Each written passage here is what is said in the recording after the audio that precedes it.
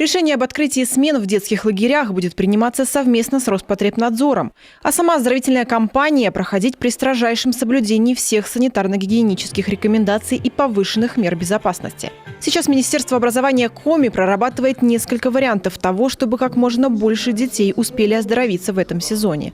Это и корректировка сроков заезда, и сокращение длительности смен, и перенос части из них на осень. Наш главный приоритет – это здоровье детей.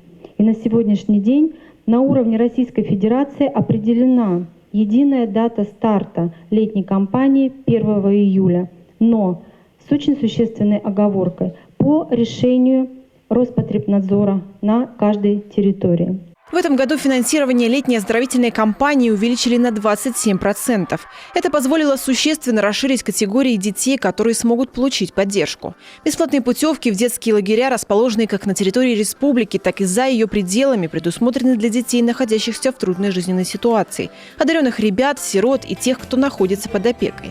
Впервые в этом году будет введена частичная компенсация стоимости путевок для многодетных семей. 1440 рублей в день из республиканского бюджета.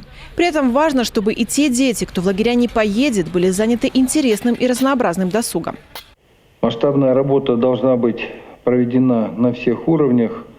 Необходимо задействовать максимальное количество учреждений сферы образования, культуры, спорта.